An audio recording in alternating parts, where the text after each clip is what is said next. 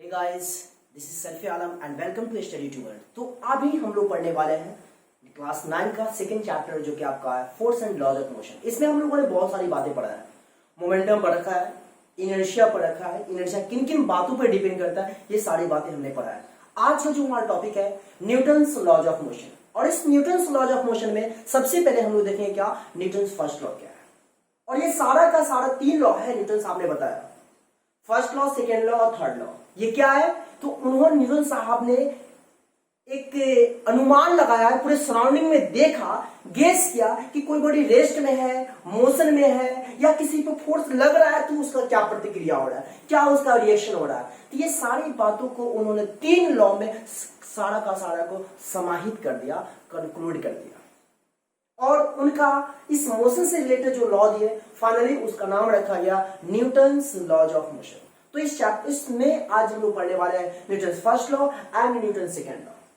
बहुत ही interesting video होने वाला है, तो कंडीशन है आप हमारे साथ बने रहिएगा। देखिए, मैं आपको बताना ये चाह रहा हूं, आप कभी नोटिस किया है कि मैं यहां पे हूं और मैं रन कर रहा हूं, दौड़ रहा हूं, मैं रन कर रहा हूं, दौड़ रहा हूं, तो दौड़ता हूं ना, तो आप ये बात नहीं जानते होइएगा कि वहां पे जब हम दौड़ रहे हैं तो वहां पे हमारा मास भी जो हो रहा है चेंज कर रहा है। चेंज कर रहा है इन द सेंस कि इंक्रीज कर रहा है, घट नहीं रहा, इंक्रीज कर रहा है। अब मन में ख्याल होगा, अरे यार क्या बात कर रहे हैं आप, बचपन से अभी तक तो पढ़ते आ रहे हैं कि मास कांस्टेंट होता है, और आप सर अभी आप बता रहे हो कि कोई बॉडी या कोई ऑब्जेक्ट या मैं या आप या कोई भी हो दुनिया में, वो अगर मोशन में है तो समझ लो कि उसका मास भी बढ़ रहा है। अब कैसे बढ़ रहा है हम लोग न्यूटन सेकेंड लॉ में देखेंगे, लेकिन उससे कबल हम लोग देखने वाले हैं न्यूटन फर्स्ट लॉ क्या है। आइए गौर फरमाते हैं। तो सबसे पहली बात है कि न्यूटन फर्स्ट लॉ का हम लोग एग्जाम्पल के तहत समझेंगे। पहले एग्जाम्पल समझ लेते हैं, फिर इसके बाद उसका डेफिनेशन समझेंगे।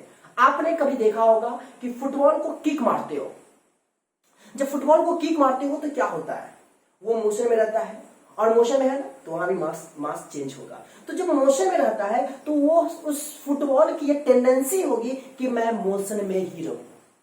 ये कब तक पॉसिबल है? जब तक कि उस पर कोई एक्सटर्नल फोर्स अप्लाई नहीं हो। अगर जैसे ही उस पर एक्सटर्नल फोर्स अप्लाई होगा तो आप समझ लेना कि वो रेस्ट में आ जाएगा।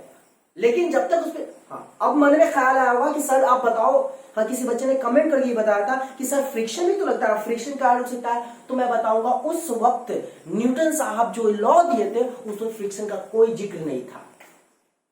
फ्रिक्शन को नेग्लिजिबल मानकर उन्होंने ये लॉ दिया था कि अगर फुटबॉल पर किक मारते हैं, वो मोशन में आता है तो कंटिन्यूअसली वो मोशन में रहना चाहिए। ये फुटबॉल की टेंडेंसी होगी। बातें समझ में आ रही है? चलिए फिर मैं आपको बताना चाहूंगा दूसरा एग्जाम्पल। आपने कभी देखा होगा कोई प्लांट है, पेड़ है, उसपे फ्रूट्स लगे हुए हैं। मान लो अभी आम का सीजन, आम लगे हुए हैं, पके हुए आम है। अब क्या करते हो, उस आम मैंगो ट्री को आप शेक करते हो, हिलाते हो, तो क्या होता है कि फल जो है वो तो रेस्ट में है, और वो फल जो है किससे कनेक्टेड है? ब्रांच से, वो मैंगो ट्री के ब्रांच से, उसकी शाखाएं से वो कनेक्ट है। तो अब हम जब मैंगो ट्री को शेक करेंगे तो क्या होगा, मैंगो ट्री के साथ साथ उसकी डालियां भी शेक होगी, लेकिन हमारा वो कौन फ्रूट्स जो है मैंगो वो तो रेस्ट में है। तो वो तो मोशन, वो पेड़ मोशन में आ गया, लेकिन मैंगो जो है हमारा रेस्ट में, तो फाइनली क्या हुआ, नीचे गिर गया। बातें समझ में आ रही है? ये आपका न्यूटन्स क्या है, फर्स्ट लॉ का एग्जांपल। ऐसे बहुत सारे एग्जांपल है जो हम लोगों ने लॉ ऑफ इनर्शिया में जिक्र किया था।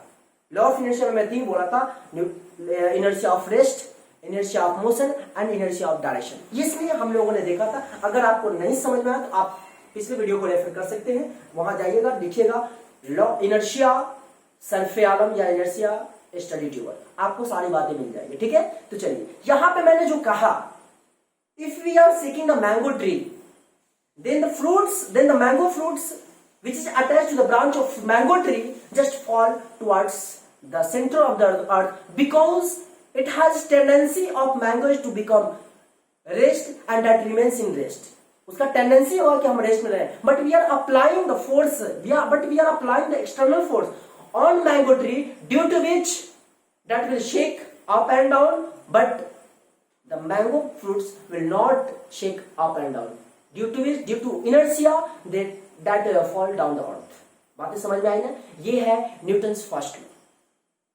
तो आइए इसका हम लोग डेफिनेशन देखते हैं। इसका न्यूटन्स फर्स्ट लॉ का क्या डेफिनेशन होगा। Newton's first law. अब ये न्यूटन्स फर्स्ट लॉ में मैं आपको बताना चाहूंगा कि आखिर क्या कहता है। न्यूटन फर्स्ट लॉ में क्या कहता है कि if a body is under rest, if a body is at rest, if a body is at rest, it remain in rest, it remains in rest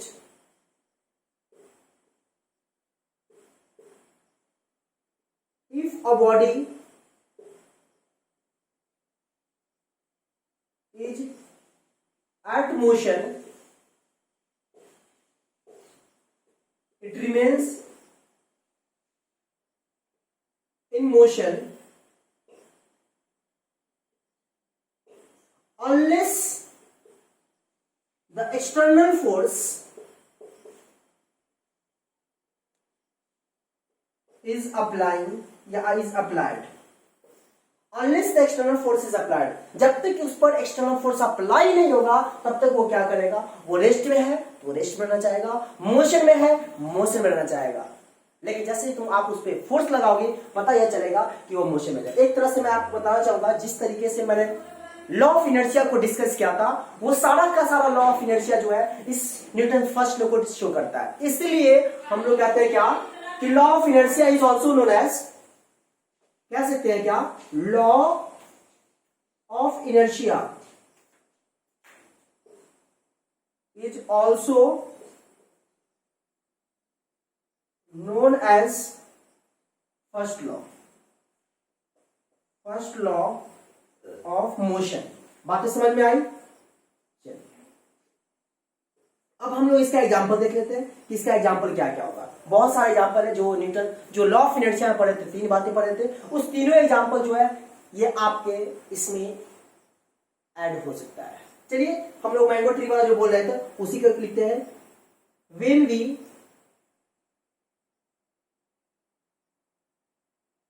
shake the mango tree,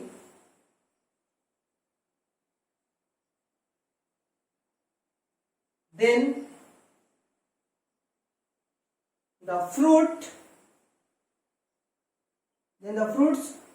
fall down due to inertia of rest। क्यों? Inertia of rest के कारण क्या हुआ, नीचे fall कर जाएगा। क्यों fall करेगा? क्योंकि it has tendency to remain in rest, क्योंकि रेस्ट में तो रेस्ट होना चाहेगा। लेकिन हमने फोर्स किस पे लगाया है, मैंगो ट्री पे लगाया है। तो when we shake the mango tree then that fruits fall down due to inertia of rest.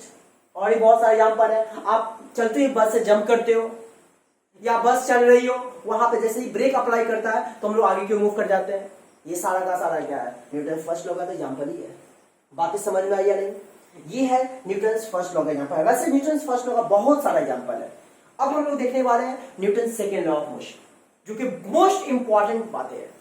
आप कभी एक बात तो नोटिस की होइएगा ना, मान लो ये ऑब्जेक्ट है, ओके, ये ऑब्जेक्ट है, इसका इनिशियल स्पीड क्या है, u है, ठीक है। इस पर फोर्स नहीं लग रहा है, मान लो ये मोशन में है तो ये मोशन में रहेगा। और ये मोशन में जो रहेगा, आपको बता दूं, अगर u स्पीड है तो यहां भी u स्पीड ही होगा।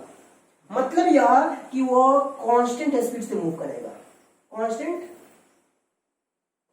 स्पीड से मूव करेगा। और जब कांस्टेंट स्पीड से मूव करेगा तो आप समझ सकते हो कि वहां पे फोर्स क्या होगा, 0 होगा। क्योंकि फोर्स जब मान लो कि कांस्टेंट स्पीड है, कांस्टेंट वेलोसिटी है, तो वहां पे फोर्स 0 होगा। इसीलिए तो वो रुकता नहीं है, मोशन में है तो मोशन में रह जाएगा, रहना चाहेगा। हाँ, उस पर हम एक्सटर्नल फोर्स लगाएंगे तब वो रुकेगा। बातें नहीं समझ में आई? चलिए एक और समझाता हूं। आपने देखा फुटबॉल मोशन में है, ठीक है, तो मोशन में है तो क्या करना, क्या रहना चाहिए, क्या जाए, उसका ये टेंडेंसी होगा कि मैं मोशन में ही रहूं। इसका क्या मतलब, इसका फिजिक्स में आप कैसे समझाओगे? तो आपको ये समझाना होगा, आपको मैं बता रहा था कि फिजिक्स में अगर आपको समझाना होगा कि वो फुटबॉल मोशन में है तो मोशन में रहना चाहिए, कैसे आप समझाओगे? तो आपको मैं समझाना ये चाहूंगा कि वो मैंने अभी कहा ना कि अगर वो मोशन में है, इसका ये मतलब है कि दैट पॉजेस कांस्टेंट वेलोसिटी। अच्छा, कांस्टेंट वेलोसिटी हुआ तो आप सोच सकते हो कि अगर मान लो फुटबॉल 10 मीटर पर सेकंड की स्पीड से चल रहा है, मोशन में है, तो ये चाहेगा कि मैं 10 मीटर पर सेकंड की स्पीड से ही आगे बढ़ूं। ये कब पॉसिबल है? जब तक उसे फोर्स मिले। तो अब जब सोचिए, बेशक फोर्स नहीं लग रहा है, कैसे? गॉड माओ, ये 10 मीटर पर सेकंड यहां भी है और यहां भी 10 मीटर पर सेकंड है, वेलोसिटी तो सेम है। और जहां पे वेलोसिटी कांस्टेंट होता है, हमेशा याद रखिएगा, वहां पे फोर्स जीरो होता है। तो जरा सोचिए, फोर्स पे लग नहीं रहा है, एक्सटर्नल फोर्स हम लगा रहे हैं क्या? नहीं लगा रहा है, तो इस कारण से वो मोशन में है। लेकिन जैसे ही हम एक्सटर्नल फोर्स लगाते हैं तो क्या होता है? फुटबॉल रुक जाता है। तो ओवरऑल कहने का हमारा सेंस यह है कि कोई भी बॉडी अगर मोशन में है तो आप समझ लो कि वहां पर, मैं इसकी बात कर रहा हूं न्यूटन फर्स्ट लॉ में, वहां पे कांस्टेंट वेलोसिटी है, कांस्टेंट वेलोसिटी के जरिए वो मोशन में आ रहा है। इस कारण से चलिए, तो अब हम लोग मूव करते हैं Newton second law of motion. Okay, तो पहले तो इसको बोर्ड को इरेज करना होगा, फिर हम लोग Newton second law of motion देखेंगे। तो आइए हम लोग अब नए टॉपिक पे मूव करते हैं, जो कि हमारा है Newton second law of motion.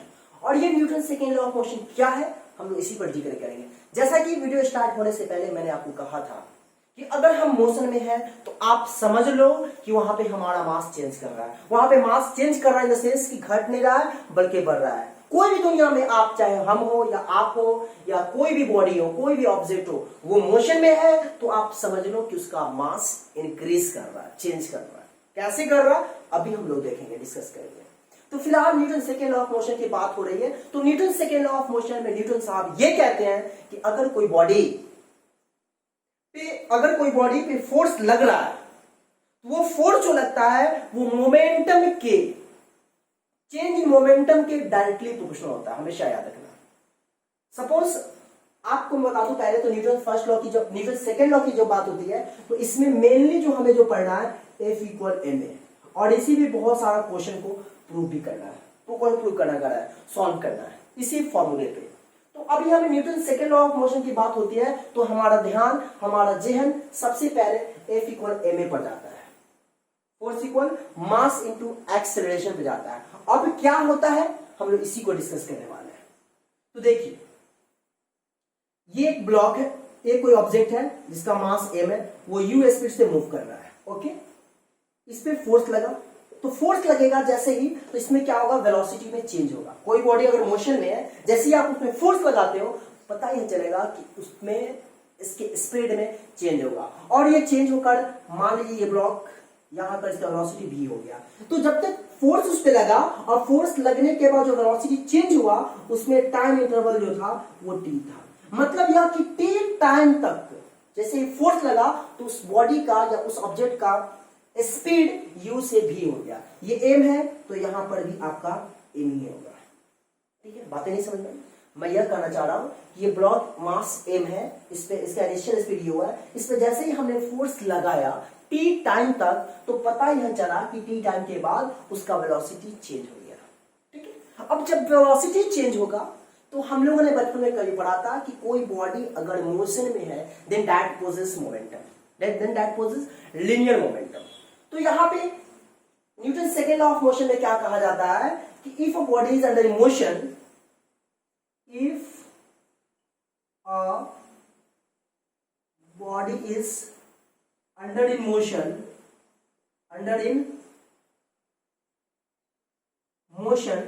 then the force applied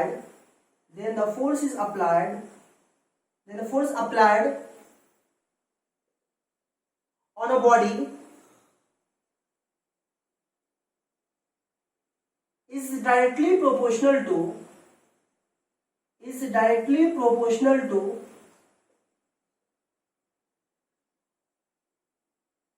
rate of change of momentum। बहुत इंपॉर्टेंट बात बता रहा हूं, rate of change of momentum.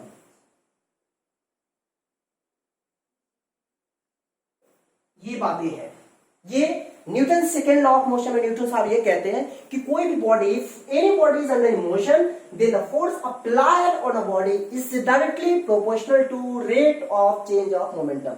एक बार मेरे साथ उस सेंटेंस को आप रिपीट करना।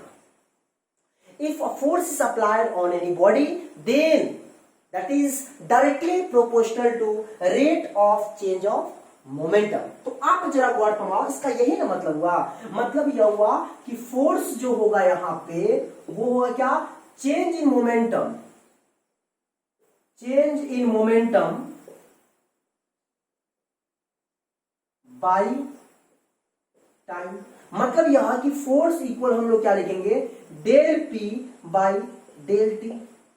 नई बात समझ में आई, मैं क्या कहा, मैं डेल, इसको बोलते हैं डेल, डेल का मतलब होता है change in moment. Del P लग गया मतलब चेंज इन मोमेंटम, यहां पर डेल भी रहता तो चेंज इन वेलोसिटी, तो डेल पी मतलब क्या हुआ, चेंज इन मोमेंटम। ठीक है, अब एक बात मुझे बताओगे, यहां पे मैंने जो लिखा del P by del T मतलब change in momentum by change in time, क्या मतलब, तो आप जरा सोचिए, यहां पे इस ब्लॉक पे फोर्स लग रहा है, तो यहां पे मास m है, इनिशियल स्पीड क्या है, u है। तो आप मुझे बताओ यहां पे इनिशियल मोमेंटम क्या होगा, pi, pi means initial momentum, initial momentum mass into velocity, तो m इनटू क्या, m इनटू u।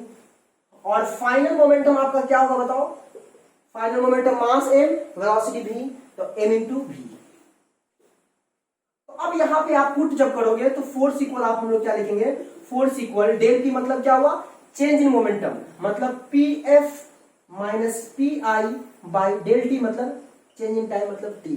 ठीक है, इसको जब हम लोग सॉल्व करेंगे तो मेरे को क्या आएगा, आप गौर फरमाओगे, फोर्स इक्वल, आप पी एफ का क्या मतलब, पी एफ मतलब क्या हुआ, M into V minus P I मतलब क्या हुआ, initial momentum, M into U by T. अब यहां पे हम लोग क्या करेंगे, फोर्स इक्वल, इसमें मास अगर हम कॉमन लेते हैं तो मेरे को क्या आएगा, v minus U by T. मैं आपको बताना यह चाहूंगा, ये जो बताया Newton second law of motion में, और हमें यहां से जाना है इस पर, हमें ये लाना है, यहां ये Newton second law of motion कहा जाता है, और इससे हमको ये जाना है।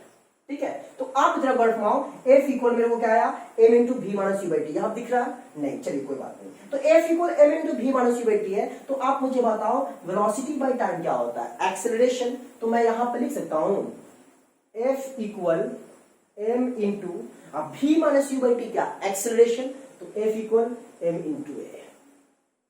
ये हमारा क्या आया, फोर्स आया।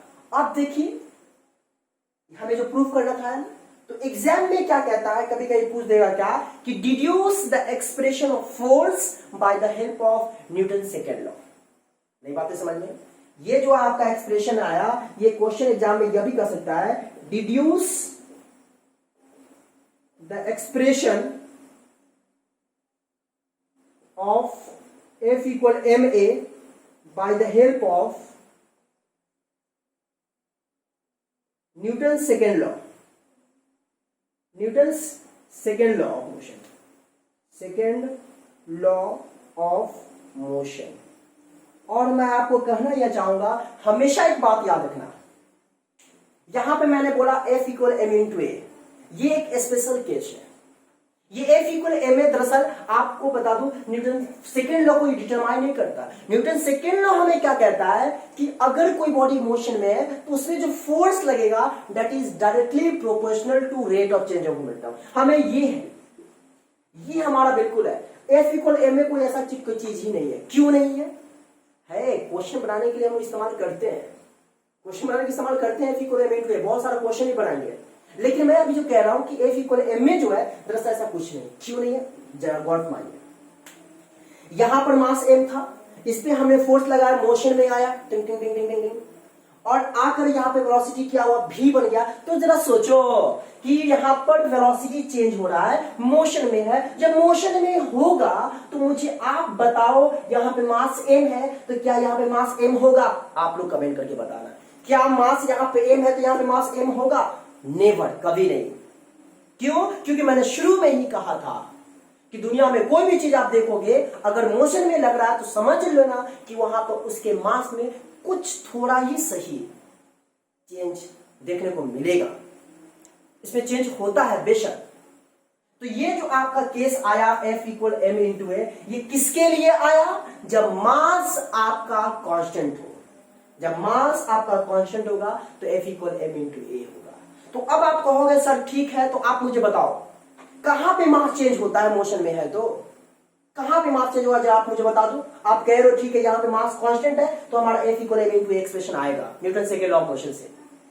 लेकिन एक बात हमेशा याद रखना, Newton second law of motion जब भी बात होगी तो आपका जेहन यहां जाना चाहिए, force equal change in momentum by time, बस। F इक्वल m इंटू ए को नहीं जाना चाहिए, change in momentum by time होता है। और ये F इक्वल m जो हमारा आया है इसी एक्सप्रेशन से आया है। ये कब आया? जब मास कांस्टेंट होता है।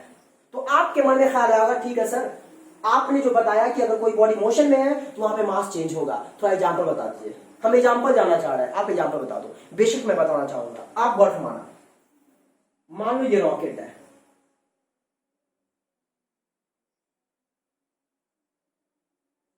ये रॉकेट ठीक है, मान लो रॉकेट है, इसमें फ्यूल भरा हुआ है, फ्यूल है, फ्यूल एक तरह से क्या है? मास है। और यहां पे मास जो है ना चेंज होता है। आप पूछो कैसे सर? ये गैस है, एग्जॉस्ट गैस है, और ये तब ये ऐसे जाता है। क्या होता है रॉकेट में? आपने कभी देखा है रॉकेट में जब ये फ्यूल जो है इसमें से निकलता है, जलता है, खत्म होता है, कम होता है, तो कम होना मतलब क्या?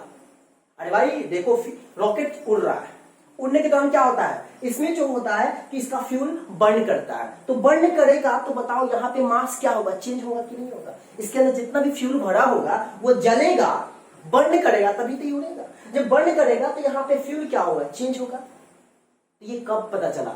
मोशन में है तब ना पता चला। तो यहाँ पे ये मोशन में होता है, ये जब ये मोशन में होगा तो यहाँ पे फ्यूल जो होगा बर्न करेगा, और बर्न करने के बाद क्या होगा? जैसे मास कम होता जाएगा, सॉरी मास कम होता जाएगा, ये मोशन में होगा तो यहाँ पे मास क्या हो रहा है? चेंज हो रहा है। मास चेंज किया कि नहीं किया? लेकिन यहाँ पे हम लोगों ने जो पढ़ा है मास कांस्टेंट के लिए पढ़ा है। अब कहोगे आप कि ठीक है सर मास तो चेंज हुआ, बिल्कुल सही है। मास कांस्टेंट कैसा हुआ? इसको बड़े पैमाने पर अगर हमें देखना है कि मास कांस्टेंट कैसे है तो मैं अभी बताना चाहूंगा। तो फिलहाल मैं बोर्ड को इरेज कर रहा हूं, फिर अभी हम लोग देखेंगे कि कैसे मास चेंज कर रहा है।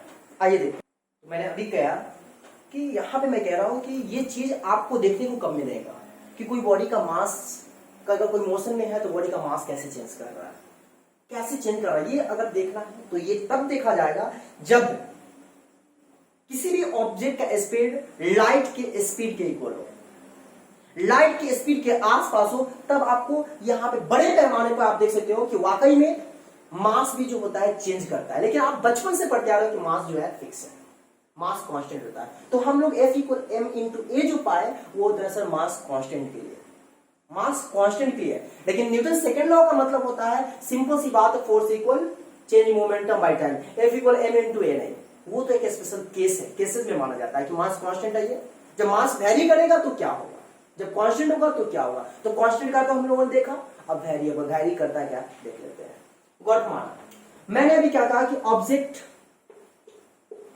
का स्पीड यानी वेलोसिटी, अगर मान लो c मतलब हुआ स्पीड ऑफ लाइट, यह है स्पीड ऑफ लाइट।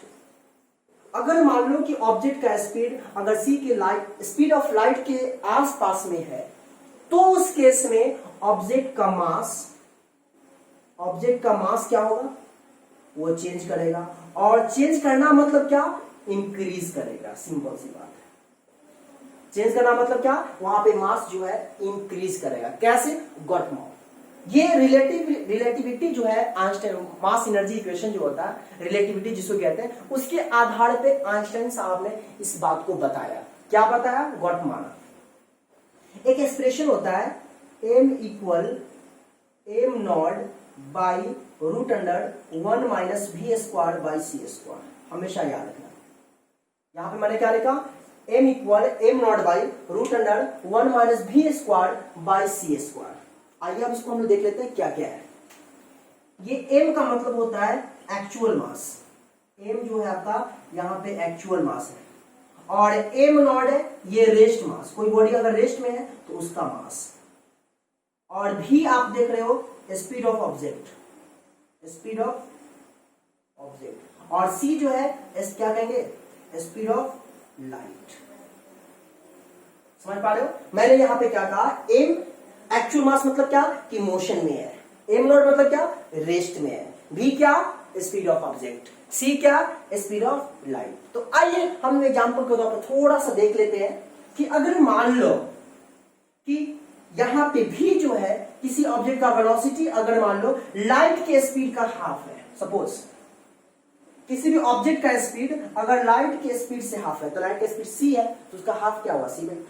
तो उस केस में आपका क्या होगा, जो मैं देखो फिर से बता रहा हूं, मैंने यहां पे क्या बोला, किसी ऑब्जेक्ट का स्पीड लाइट के स्पीड से हाफ इन द सेंस का कि वो ऑब्जेक्ट मोशन में है। बातें समझ में आ रही? तो क्या होगा, पुट करेंगे इसमें, तो m इक्वल हमारा हो जाएगा m not by root under 1 minus v square by C square. तो v का वैल्यू क्या हुआ c/2, तो क्या लिखेंगे c स्क्वायर बाई 4। अब बाई क्या होगा c स्क्वायर, तो c स्क्वायर से c स्क्वायर फिनिश, तो क्या मैं लिख सकता हूं इसको m equal m not by root under 1 minus 1/4।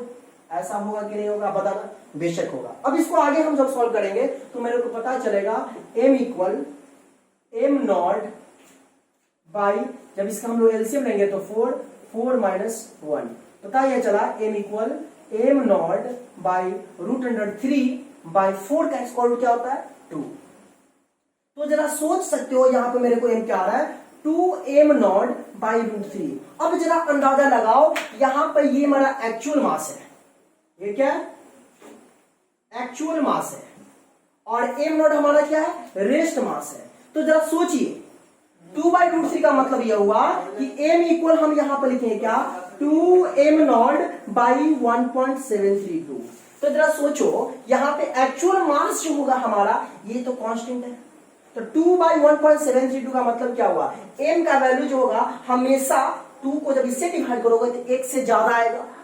1 से ज्यादा आएगा कि नहीं आएगा, बेशक यहां पे हमारा m का वैल्यू 1 से ज्यादा हुआ। ये मतलब क्या है, क्या है, यही ना मतलब है कि यहां पे मास जो हो रहा है क्या हो रहा है, मास क्या हो रहा है चेंज कर रहा है। मास चेंज क्या मतलब इंक्रीज कर रहा है। इंक्रीज कब कर रहा है, जब हमारा वेलोसिटी जो है लाइट के स्पीड से हाफ होता है। मतलब यह है कि वो ऑब्जेक्ट मोशन में है। तो आपने यहां पर देखा कि कोई भी ऑब्जेक्ट अगर मोशन में है तो वहां पे मास भी चेंज करेगा। यहां पर मैंने शुरू में ही कहा कि हम मोशन में है, चाहे आप मोशन हो या दुनिया में कोई भी चीज अगर मोशन में आपको दिख रहा है देन आप समझ सकते हो कि उसके स्पीड में उसके मास में चेंज होगा।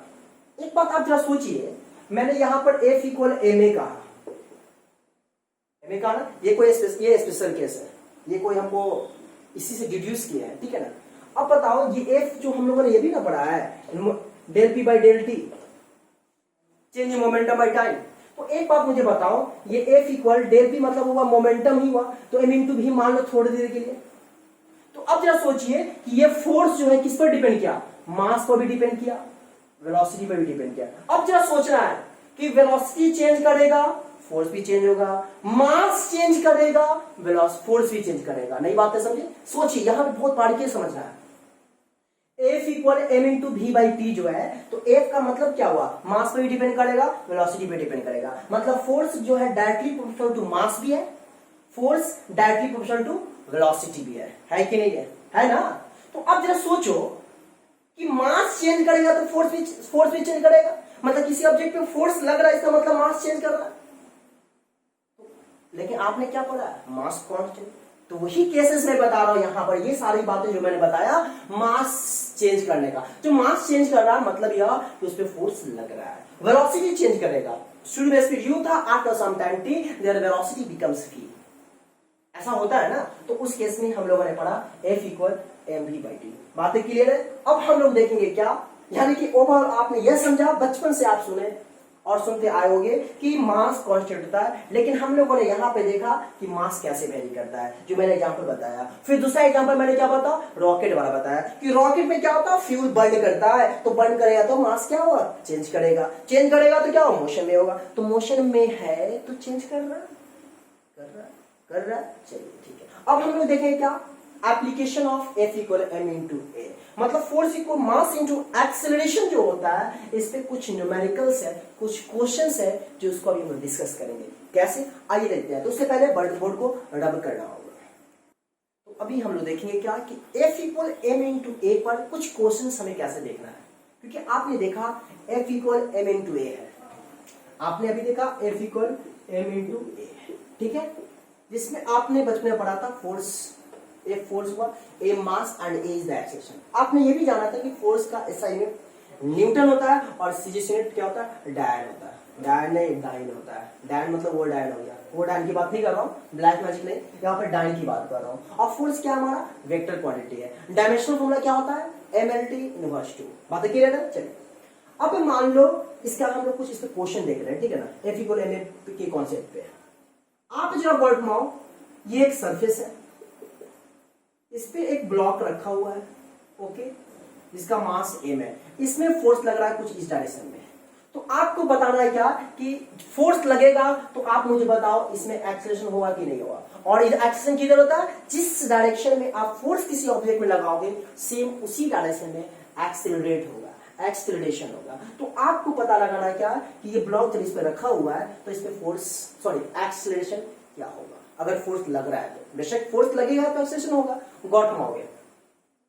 तो सबसे पहले आप देखोगे कि ये ब्लॉक किसी भी ऑब्जेक्ट पे रखा हुआ है, तो शायद इसके बारे में हम लोगों ने बचपन में कभी डिस्कस किया था कि ब्लॉक रखा हुआ है तो फिलहाल अभी उस पे दो फोर्स लगेगा, एक तो उसके वेट जो डाउनवर्ड लगेगा और एक नॉर्मल फोर्स लगेगा जो जिसको हम कांटेक्ट फोर्स कहते हैं वो अपवर्ड। तो आप देख सकते हो जब इसका FBD बनाओगे यानी फ्री बॉडी डायग्राम जब बनाओगे, यहां पे लिख देते हैं FBD।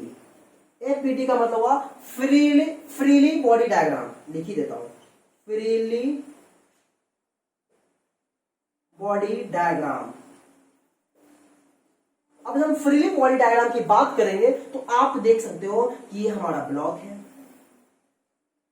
मास m है, फोर्स कुछ इस डायरेक्शन में लग रहा है मेरे को, तो आप देखना नॉर्मल फोर्स हमारा ये है और इसका वेट क्या होगा mg।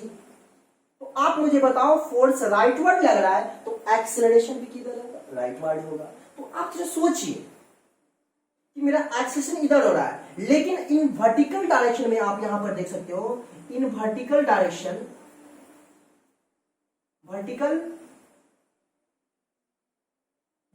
में आपका यहां पे नेट फोर्स क्या होगा, नेट फोर्स क्या होगा, n ऊपर लग रहा है, mg डाउनवर्ड लग रहा है। तो याद रखना जब भी जो दो डायरेक्शन होता है तो वहां पे नेट फोर्स निकालने के लिए क्या होता है, माइनस करते हैं। एक बात याद रखना, ये F नेट, ये F = m × a जो है दरअसल नेट फोर्स है।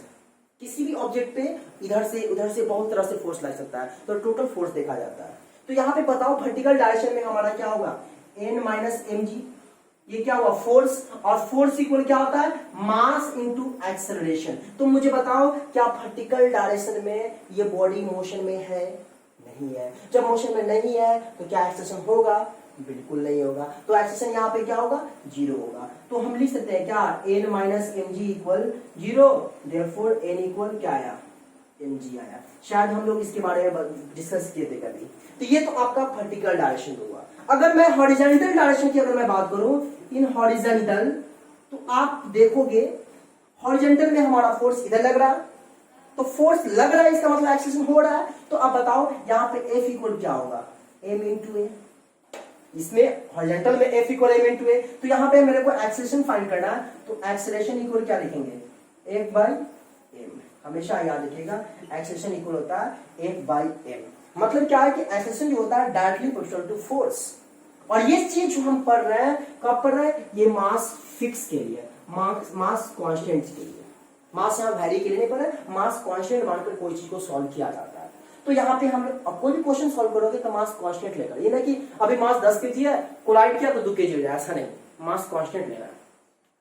तो A = F/m हुआ, ठीक है। मास की इनवर्सली प्रोपोर्शनल एक्सेलरेशन होता है। कोई बॉडी अगर मान लो 2 kg का है और कोई बॉडी 10 kg का है, फोर्स लगाओगे, एक्सेलरेशन किसमें ज्यादा होगा, जिसमें मास कम है। जिसमें मास ज्यादा होगा उसमें एक्सेलरेशन कम होगा, क्योंकि देख सकते हो ना, acceleration produced in any body is directly proportional to force and inversely proportional to mass. बातें समझ में आई ना, यहाँ पे A = F/m आया। बातें क्लियर है। चलिए एक दूसरा एग्जांपल हम लोग देख लेते हैं।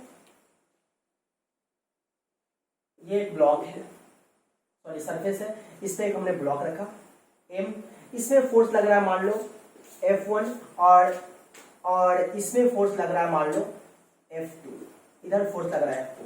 तो जरा सोच सकते हो F2 इधर लगा रहा है, F1 इधर लग रहा है, ठीक है। होता है ना, एक हम इधर खींच रहे हैं और दूसरा जो है इस बॉडी को इधर खींच रहा है। तो हो सकता है किसी एक बॉडी का मास ज्यादा है, सॉरी मास क्या है, फोर्स ज्यादा है, तो मान लो यहां पर हमारा F2 जो है ग्रेटर देन F1 है, ठीक है। यहाँ पे मतलब इधर ज्यादा लग रहा है, इसका मतलब है कि ये ऑब्जेक्ट जो है इधर आएगा, मतलब यह ऑब्जेक्ट इधर आएगा, सेंस या कि एक्सेलरेशन जो होगा हमारा इधर होगा, क्योंकि मैंने कहा है ना जिधर ज्यादा नेट फोर्स लगेगा उधर ही एक्सेलरेशन प्रोड्यूस होगा, मतलब एक्सेलरेशन हमारा इधर होगा। तो आइए हम लोग देखते हैं इस बॉडी का FBD, freely body diagram, got mind, FBD।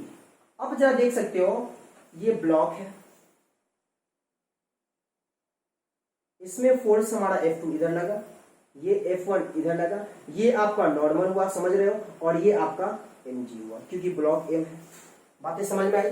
F2 F1 और इसमें तो दो फोर्स लगे इधर, एक नॉर्मल एक डाउनवर्ड mg। तो आप देखोगे एक्सेलरेशन इसमें इधर हो रहा है, तो आप देखो वर्टिकल में क्या होगा, इन वर्टिकल हमारा क्या होगा, n माइनस mg इक्वल 0, क्योंकि नेट फोर्स तो 0 होगा, तो आपका n इक्वल क्या आएगा, mg। बातें समझ में आ रही है कि नहीं आ रही है? ठीक है। अब चलिए हॉरिजॉन्टल की मैं अगर बात करूं तो इन हॉरिजॉन्टल में हम लोग देखेंगे क्या नेट फोर्स क्या लग रहा है, नेट फोर्स। तो आप देखो F2 ज्यादा है F1 कम है, तो ज्यादा में से कम वाले को माइनस करेंगे, तो नेट फोर्स हॉरिजॉन्टल में क्या होगा, F2 minus F1। Net force क्या होगा, F2 माइनस F1, ये नेट फोर्स हुआ। नई बात समझ में आई? F2 यहां पे देखो ना, यहाँ पे F2 ज्यादा है F1 से, तो F2 इधर खींच लेगा ना, तो ज्यादा वाला में से पॉजिटिव लेते हैं और कम वाले को नेगेटिव लेते हैं, तो ज्यादा में से कम घटा देंगे, तो F2 माइनस F1 आपका नेट फोर्स हुआ, और इसको क्या हुआ, मास इनटू एक्सेलरेशन। इसमें तो एक्सेलरेशन होगा क्योंकि फोर्स लग रहा है इस डायरेक्शन में। तो आप देख सकते हो मेरे को इसमें भी एक्सेलरेशन फाइंड करना है, तो एक्सेलरेशन इक्वल क्या लिखेंगे, F2 minus F1 by m, ये हमारा नेट फोर्स हुआ। तो यहां पे आपको मैंने बताया Newton's first law and Newton second law of motion, जिसमें सारी बातें फुल डिटेल में हम लोगों ने डिस्कशन किया। आशा करता हूं कि आप बातें क्लियर अच्छे से समझ में आई होगी। अगर बातें अच्छे से समझ में आई तो प्लीज तहे दिल से आपसे रिक्वेस्ट है कि वीडियो को लाइक करिए, दोस्तों को भी शेयर करिए, साथ ही चैनल पर नए हैं तो सब्सक्राइब कर बेल आइकन को प्रेस कर आप भी ऐसे बातों का लुत्फ उठाइए, कॉन्सेप्ट को क्लियर करिए कि कहां पर आपको मैं बता सकता हूं। यहां पे मैंने जो बताया Newton second law of motion में, दरअसल F equal m into A नहीं होता है, बेशक आप भी जानते होंगे और इस बात को होपफुली आप समझ गए होंगे। चलिए समझ गए तो आज के इतना ही। जय हिंद, जय भारत।